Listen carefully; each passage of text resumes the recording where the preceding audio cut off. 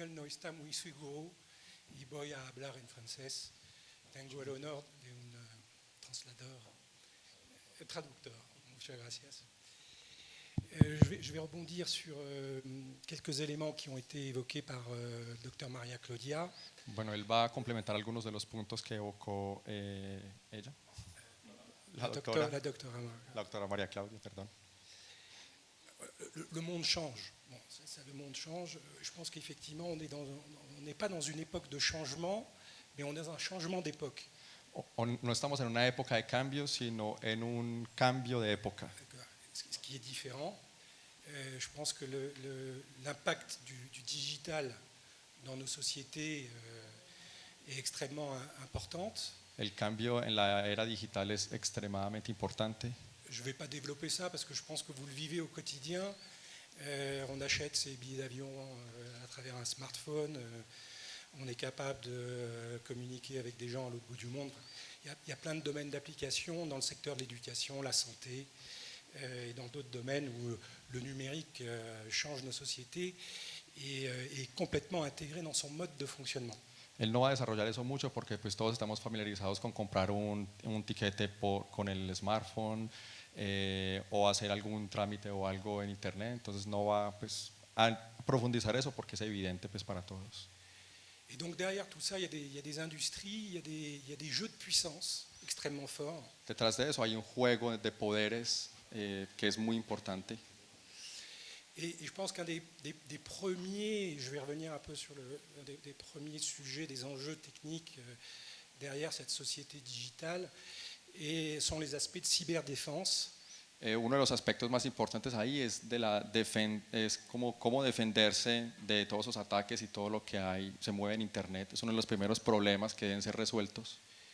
Qu'il faut replacer dans un contexte de montée, de retour des États-puissances. Que hay que ubicar ahora que están como creciendo las potencias. Ou par exemple, quand vous prenez les budgets militaires de la Russie et de la Chine, ils augmentent sur les moyens conventionnels de 5 à 10% par an depuis 10 ans.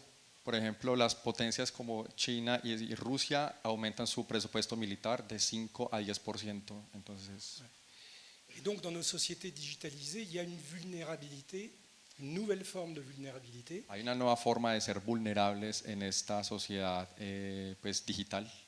Liée à la cybersécurité de tous les systèmes étatiques ou tous les systèmes qui sont utilisés par les entreprises qui portent des services performants que nous utilisons tous les jours. Que toca pues, los servicios de la ciberseguridad, sobre todos estos servicios que son prestados en internet permanentemente.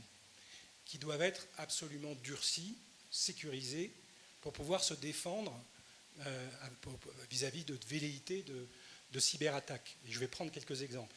Que deben ser endurecidos porque hay muchos ciberataques permanentemente. Alors il y a eu des premiers, je dirais, des événements qui sont connus un peu peut-être dans vos lectures. Il y a eu une centrifugeuse nucléaire du programme iranien qui a été complètement arrêtée par des virus portés par des services secrets qui n'avaient pas intérêt à ce que ce programme fonctionne. Bueno, hay unos, por ejemplo, en el caso del desarrollo de armas nucleares en Irán, hubo un virus que detuvo eso. Y bueno, no va a hablar mucho de eso porque pues, seguramente seguramente hubo detrás de todo eso intereses en frenar ese desarrollo nuclear en Irán. En 2010, l'Estonie a eu pendant plusieurs semaines les systèmes d'informatique étatiques complètement bloqués. En el 2010, Estonia tuvo los sistemas informáticos completamente bloqueados. Et l'Allemagne vient de révéler que pendant plus d'un an, ils ont eu des systèmes de sécurité qui ont été brouillés entre le Parlement et les élus et les différents ministères en Allemagne. Y en Alemania diferentes ministerios y entidades estuvieron, pues como hubo un problema, ellos quisieron bloquear una información que estaba en internet. En France, plus récemment, il y a une société qui fait de l'ingénierie qui s'appelle Altran, qui fait de l'ingénierie technique pour des opérateurs d'intérêts vitaux. Alors les opérateurs d'intérêts vitaux, ce sont des entreprises qui sont identifiées en France comme ayant des compétences et des technicités vitaux pour l'intérêt du pays. Hay unas empresas en Francia que se llaman de intereses vitales, que son de interés nacional y pues son protegidas y son de interés pues para estar protegidas por esta ciberseguridad. C'est ça. Et donc il y a une société qui s'appelle Altran, qui fait 2 milliards d'euros de chiffre d'affaires. Hay una sociedad muy importante francesa que se llama Altron, que tiene más o menos una cifra de 2 milliards. de 2.000 millones de pesos Annuels. Ouais. anuales Euros. de euros, de euros, 2.000 millones de euros. Et Pardon. qui gère près de 400 serveurs, pour ces opérateurs d'intérêt vitaux. Que administra más o menos 400 servidores de estos intereses vitales para el Estado. Voilà. Et donc ils ont été attaqués cet hiver, là en décembre, et depuis janvier, 400 serveurs sont hors de fonctionnement. Y que fueron atacados ahorita en diciembre y estos 400 servidores están fuera de funcionamiento.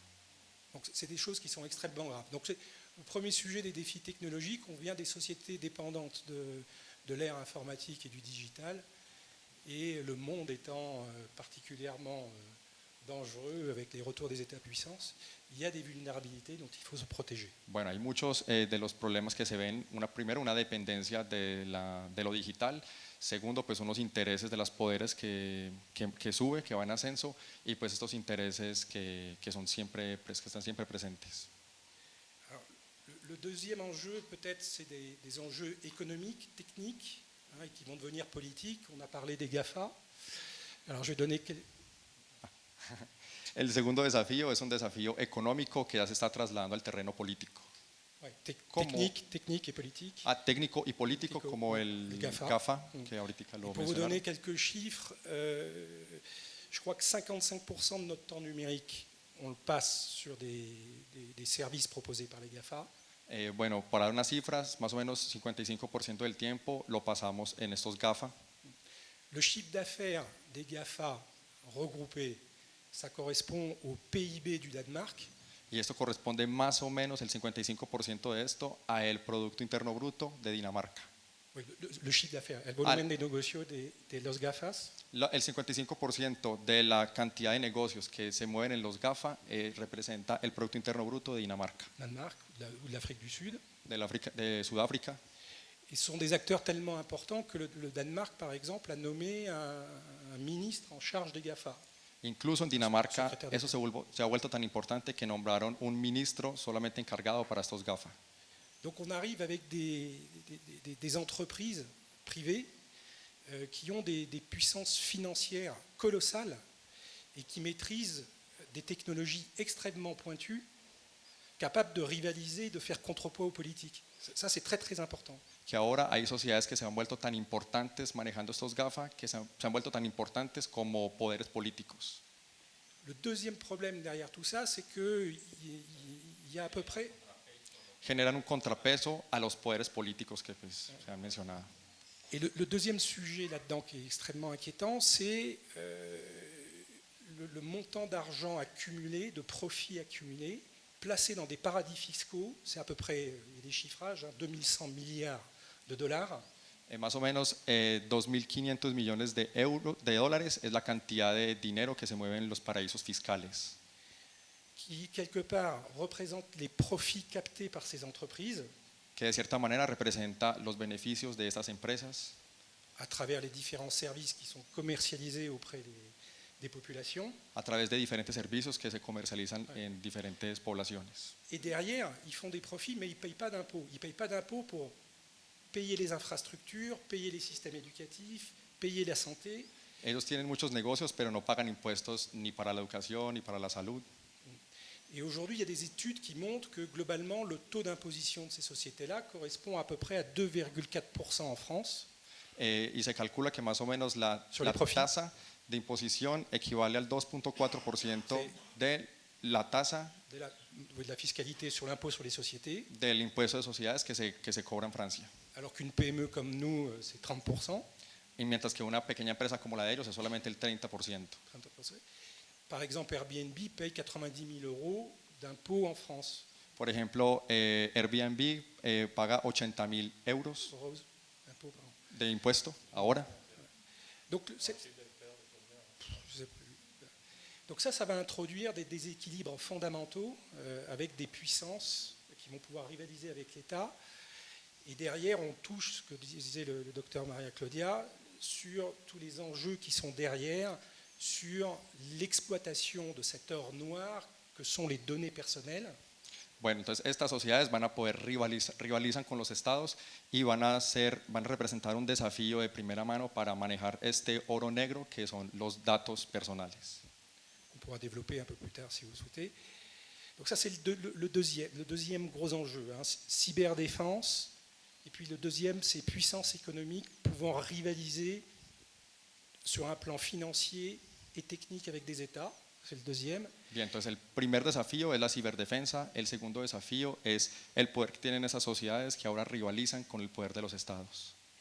Et le troisième, et je vais terminer avec ça, il y a derrière l'ère numérique, il y a des enjeux de société qui sont très importants. Autrement dit, de la place de l'homme dans cette ère digitale. Pour tous ceux qui ne vont pas pouvoir prendre le train de cette ère digitale. Bueno, y el tercer elemento ya incluye los que se llaman problemas de sociedad, que en este caso pues es saber ubicar cuál es el lugar del hombre en esta era digital. Donc il y a des gens qui n'ont pas d'électricité, qui n'ont pas d'eau, il y a des gens qui n'auront jamais accès au numérique. Por ejemplo, hay gente que nunca tiene acceso al agua, ni a la electricidad, ni a la era digital. Et donc il y a un enjeu de société de ne pas créer un monde à deux vitesses. Hay un desafío de no crear un mundo a dos velocidades. Avec deux vitesses, un monde survitaminé à la technologie. Hay el desafío de no crear una sociedad que esté demasiado digitalizada. Et un monde qui reste statique. Un mundo que permanezca estático. Parce qu'ils ne peuvent pas évoluer en fait. Porque no puede evolucionar.